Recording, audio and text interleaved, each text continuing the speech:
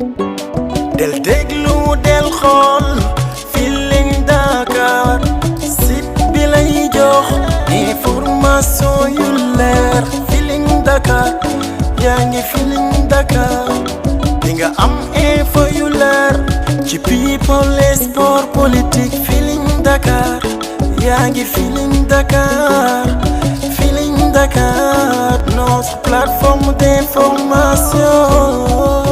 li mu jël daa bëri foofu la ñuy jeexale Tivaouane Peulh benn ndaw boo xam ne daanaka fukki at ak juróom-ñett lañu fa faat ki ko faat nag ñoom ñaar dañoo jotee yaay ji wax na lépp ni mu demee ànd ak ay jooy man mi fa taxawoon sax samay rongoñ commencé woon na di génn ndax yërmande gi nekkoon ci man di dem ci yaay ji ndax yaay ji nee na xale bi da doon jënd affaire de jiin la daal jiin la ñu jote mook waa ji mu joxoon ko xaalisam depuis ci bi ñuy waajal korité waa ji di ko dawloo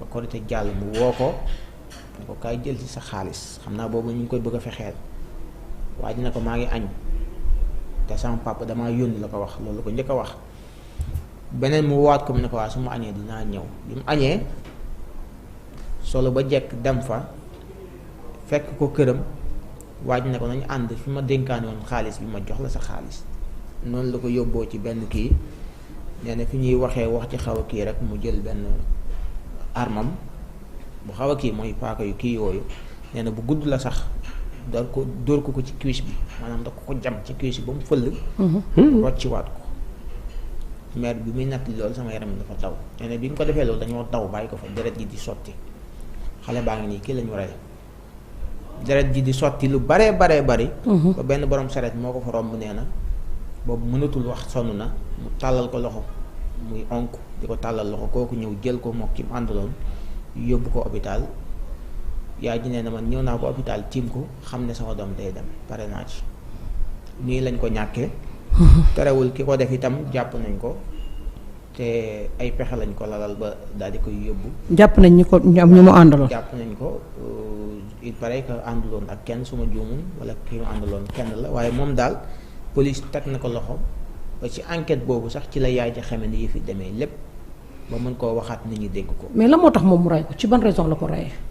juste jote rek. 12000 francs xaw ma loolu laa dégg. waaw xaalis sama xaalis la. waaw amoo 12000 francs jarul rey nit nan waxante dëgg nag mais nañ waxante dëgg nag yow 12000 francs nga ko yoroo amoo 12000 francs mais pour jël bakkanu jàmbur. mais rey bu garaaw. c'est pas possible. rey bu garaaw te li ci gën a doy waar mooy bëgg naa ngeen dimbali ñu ci ndax foofu xëy na ay soutien de maanaam seen kër demewul noonu bariwul doole te yéen ñaar ñëpp kenn ku ci nekk am nga ci ay nit ñu baax. ngeen woote ñooñu itam dem fekk leen ci kër googa dimbali leen ndax ndimbal moom yu mel nii da cee baax trop. waaw man de maa ngi woo képp koo xamante ni bonne volonté nga ma xam la mais man dama ciy jiital. Marème Faye Sall. waaw borom parce que man moom lu xew moom laa ciy jiital parce que moom mooy fondation Service Sénégal. ngir yàlla war a soli boo jotee suñu message nga jàpp ci famille boobu. Mame Boye Diao boo jotee suñu message nga jàpp ci foofu Mama Diadio jabaru Mame Boye Diao boo ci jotee nga jàpp ci Ami Samake boo ci jotee nga jàpp ci Oumy boo ci jàppee nga jotee nga jàpp ci Valérie Anna yéen ñëpp Kolle Faye ku ci Awa Balde Wali Seck Viviane yéen ñëpp Marie-Jeanne yéen ñëpp jabaru maître Seydou Diagne Marie-Jeanne boo ci mënee jàpp nga jàpp ci ku ci mën a jàpp ci famille boobu rek nga jàpp ci te yàlla tax soxna Aïda Diallo mu Cheikh Saliou Mbacké yow ndey daara yi boo ci mënee jàpp nga jàpp ci Mara Niass boo ci mënee jàpp nga jàpp ci Moustapha Dramé boo ci mënee jàpp nga jàpp ci Xaas boo ci mënee jàpp nga jàpp ci kii soldaaru Mambaye boo ci mënee jàpp nga jàpp ci ku ci mën a jàpp bépp bonne volonté bu nekk ci dëkk bi rek boo mënee jàppale famille xale bii rek nga jàppale lu ngeen ko may muy ceeb muy dëwlin muy suukar muy gaz muy meew lu mu mën a doon rek ngeen jàppale ñu ci rek ci ngir Feeling Dakar rek te yàlla rek tax ci social boobu ñu koy ñaan ngir yàlla gën si yaa remplacé Ndeye Gueye de. ok ah. Aliou ma ne ko yaa remplacé Ndeye Gueye de ci woote bi. waaw xam nga loolu moom. waxal ci loolu nag yow nga mel ni kaw nii. xam nga lan la.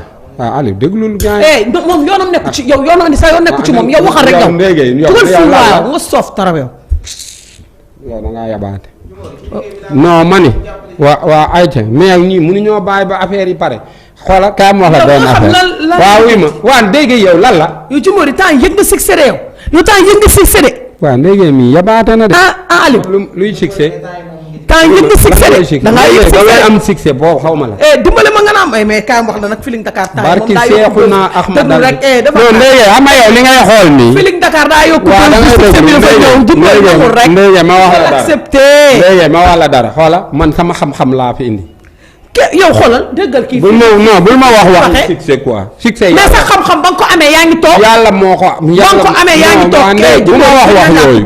bu ma wax yooyu rek nag Jimbo. bu ma wax yooyu looy mer mais Feeling Dakar temps yi moo xew. moo la xewal kay loolu kay jeex na. bu ma wax yooyu. yow dimbale ma nga naan la yàlla la quoi. yow dimbale ma. da nga soof. yow doo remercier waa Feeling Dakar sa salaire boo ko jotee da nga dugal ci kees Feeling Dakar bi 500000. mais yow kon de yow de xam naa yow li ngay dugal moo war oui ma yow li ngay dugal moo war a gën a bëri. waaw man moom garaaw boo dugalee 100 da nga war a maye yow. maa garaawul. non soof nga quoi yaa ngi dégg.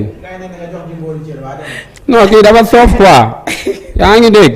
waaw xam nga man lu may wax mooy ni ay affaire comme ni ray yi tamit wax dëgg yàlla même bu ñuy ñaanal xale bi Aliou nañ fexe xale yi ñu xam waaw parce que tey boo demee sax ki mu seqanteel ba tey bakkanam rot yaa ngi dégg mun na xoola ñoom ñaar même bu ñu dëkkul mun nañ jariñante parce que boo ëllëgee bu xale la muy xale mun ñooy des ci réew mi parce que lu mag mën a yor bu gesoo gisul xale la mu yor day naa saay xoola xale yi. gars yi nee nañ nañu déclarer peine de mort. xale yi non xaaral rek peine de mort mun nañ ci dugal règlement de compte. il faut ñu fexe ba réew mi réglé. peine de mort yàlla sax mi ko wax dafa ne la na nga fexe ñu xam ba pare nga doog ko teg parce que boo ko tegul règlement de compte mun naa laa bañ rek keneen bañ la ñu kompaloo la loolu dootoo ko mën a kii quoi nañ fexe xale yi xam kuy ñëw di sàcc 40000 bàyyi fa 900000 xamul borom Véverli bi 40000 la doon sàcc wàcc fa Véverli yaa ngi dégg ak booy li leen siy dugal man du ma ragal 12000 francs jarul jël bakkan. dégg naa caare am na sàcc bu ñu fa dóor ba mu. ginnaaw raay la dañ ko dóor ba mu dee waaw. dégg nga lii nii daal wax dëgg yàlla nañ xool nan lañ koy saafaraa jàppale booy fexe ñu xam man loolu rek laa siy wax Aliou nañ fexe ñu xam parce que nit ki bu xamul dara munul def dara ba pare gis nga nit booy wër sa bopp foo koy fekk. xale dañuy wër seen bopp ni oui est-ce que xam nga lu tax yow li ñu def nii yéem la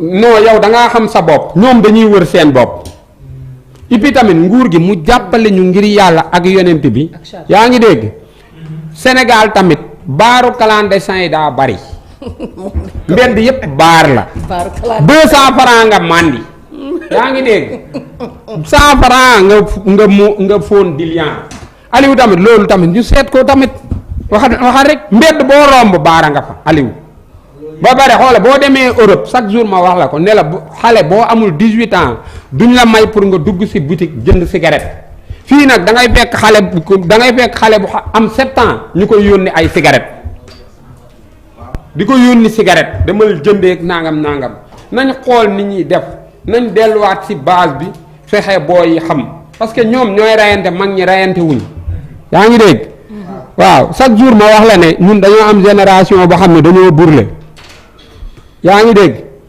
non dafa am génération bi fi jëlee Ablaye Wade di jaay dëgër fit ñoo fi ne ba léegi ñun duñu ragal ñoo fi jële diw da ngay dégg diw naan la maa fi jële diw man du ma ragal yaa ngi dégg d'accord di def ay defakaan yoo xam ne bu ñu leen bàyyee loolu sax ba nekk dëgër mun naa yàq lu rëy effectivement waaw donc dañuy jeexal ak ñett ñi nga tuddoon sànq ne ba tey tëdduñu te ñoom seenu ñàkk tëdd war nañ koo leeral muy Cheikh Anta Diop waaw Blondie Diop ak Mamadou Dia waaw xam nga tey Mamadou Dia dafa am lu mu doon xeex te li mu doon xeex yaa ngi dégg dañ koo fekk ci mu war a jëriñ Sénégal yaa ngi dégg ñu faagaagal la mu doon def yaa ngi dégg waaw amul fenn fu mu ko waxe ba nu mu génnee àdduna mu des ci dënnam. ndeysaan. xam nga jàmm Modou dafa am lu mu bëggoon a incarner ci réew mi. te bu ko defoon ci réew mi. réew mi am solo ay nit ñëw xeex ko kepp ko. fexe ba tëj ko amul fu mu ko waxee amul fuñ ko defee. nga baal ma jël mag ci xale bi ñu rey fële ci Tiwaawan. waaw ay su ko defee mu am lu ñu wax ak man soxna si maa lay ziar. delloo ziar sëñ bi. yaa ngi en direct ci Feeling Dakar. fi mu toll nii yaa ngi ci émission toppukaay ñu bare ñu ngi leen di seetaan jamono ji donc meurtre bi am foofu ci Tivaouane Peulh il paraît que sa rak la ñu jël bakkanam su ma juumul donc nag ci anam boo xam ne doy na waar ni ko sa yaay doon nettalee démb donc ñëpp fësal nañ ko Feeling Dakar gis nañ ni affaire bi demee metti na trop. est-ce que mën nga ñëwaat exactement ci ki ñu rey mooy kan ban comportement la amoon envers ci seen famille foofu. waaw ginnaaw bi ba leen nuyoo maa ngi leen sant bu baax. ndax dëgg yàlla affaire yi du ma amee ba tey yéen ñëpp a taxaw.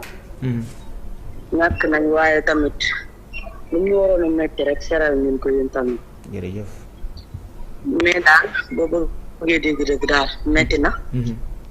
ba tey ñu ngi jooy noppee ko ñu ndax tey lañu gën a am lu ñu metti. ndax ñàkk ji ñu yóbbu dafa doon rakk ju baax. ju gën. amuñu góor moom rek lañu am. ndeysaan. mu doon xale. judd bu yàggul dara amul lu dul 16 ans. ñu tooñ ko boom bu metti. ndeysaan. li ñu waroon wax nag yëpp wax nañ ko. effectivement. ñu toll nii am sax doo lay wax ndax bu dee wax nañ ba dee. wallaay bu dee jooy nañ. mais message bi nga xam ne message bi ñu doon lancé rek mooy comme ni nga wax sànq benn bu góor la woon ci seen famille ku leen daan dimbali ci yu bare bari démb rek maire bi wax na ko donc il paraît que ñun itam ñu ngi lancé message ci képp koo xam ne mën na leen a jàppale mu jàppale leen donc su fekkee ne di nga mën a joxe numéro boo xam ne ku leen bëgg a jot leen ci directement su ko defee lépp lu ñu leen di defal ñu jaar ko foofu defal leen ko dana doon na gën. waaw mooy comme ni ngeen ko waxee démb rek comme ni leen ko sama yaay waxee. waaw. parce que amuñu lu dul benn doom bu góor boobu. mu bëgg sama yaay. di taw guddeeg bëccëg suba ak ngoon lu mu am ñëw jàppale ko. moom.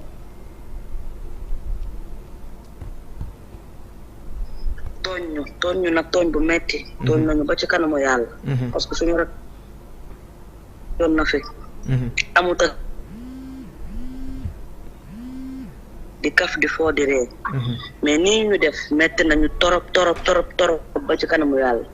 d'accord ñun nag amatuñu lu ñuy wax parce que li ñu waroon wax lépp wax nañ ko. bu dee wax nañ bu dee jooy nañ ba bëgg a dee. d'accord léegi mën nañu am benn numéro boo xam ne ku leen bëgg a jot leen ci directement. numéro bi 150 12 41. 77. 76. 150 12 41. 12 41. waaw 76 150 12 41 donc sama technicien boo ko mënee bind mu ngi noonu nit ñi mën cee jot képp ku leen bëgg a dimbali jaaral foofu directement soxlul ngay jaar Feeling Dakar muy 76 150 12 51 n'est-ce pas noonu la. du 41. 12 41. 12 41 waaw. 150. 150 12 141. 41. 41. 76 150 12 41 képp ku bëgg a dimbali yaayu xale bi ak famem mën ngaa jaar ci numéro bii bare na ñu doon woote ci suñu téléphone commercial di laajte donc léegi leer na ku leen bëgg a dimbali jaaral foofu directement nga dimbali leen donc soxna si ñu ngi lay gërëm bu baax a baax ci sa disponibilité. donc di leen masawu bu baax a baax jërëjëf yéen tamit am ngeen jaaraama kontaan nañ trop. jërëjëf. mooy noonu ku leen bëgg a dimbali rek mën ngaa jaar foofu ci numéro boobu nga xam ne joxe nañ ko muy 76 150 12 41 76 150 12 41 Jumboor yaa ngi woon ci ñett ñooñu ma la laajoon ñu tëj. waaw ma ne Dia Mamadou. xam nga dafa am lu mu naroon. waaw te may ñu ko mu def ko mu dem ak moom nekk ci biir suuf. yaa ngi dégg. waaw c'est ant ku nekk xam na ni dafa am lu mu naroon. yaa ngi dégg. ñu tee ko koo def. mébétam aussi. mu dem ak moom ci kaw suuf ci biir suuf. du dëgg. waaw Abdoulaye Blondin Diop. yaa ngi dégg. xoola léegi. acte bi Mamadou doon teg. yaa ngi dégg. xam nga dem na mais principe am mi ngi fi. d'accord Cheikh Anta Diop li mu doon teg dem na mais mi ngi fi. mu ngi fi ba tey Abdoulaye Blondin Diop li mu doon xeex dem na mais mi ngi fi. xoola Aliou su fekkee dañoo bëgg a noppal réew mi. est-ce que jotul pour ñu xool ñooñu. d'accord parce que tey réew mi situation bi mu toll nii. ñooñu noonu bi ñu ñëwee di imposer loolu ñu tee leen koo def. yaa ngi dégg. am na ñoo xam ne dañoo natt ci loolu ba léegi ku ñu gis rek même boo indee leneen sax lu xam ne kiiyul sax dañuy defa ne ni ñu def ñooñu lañ la bëgg a def. d'accord kon léegi leer na. waaw.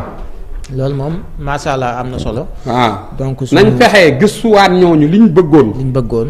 Aliou ndax ñu mën a nelaw ñu xool ba xam buñ ko toppee duñ jural njëriñ. parce que ñoom boobu ba tey tëdduñu lu tax tëdduñu am na ñu fi nekkandoon ñoom te ñooñu kenn tuddatu leen te ñoom seen tur mi ngi law yi ba tey. lu waay tudd leen ci. nañ leen gëstu. bu baax a baax xëy na liggéey bu am solo war nañ koo def ci loolu dem léegi ñu ngi lay gërëm. del déglu del xool Feeling Dakar site bi lay jox information yu leer Feeling Dakar yaa ngi Feeling Dakar di nga am info yu leer ci people et sport politique Feeling Dakar yaa ngi Feeling Dakar Feeling Dakar notre plateforme d'information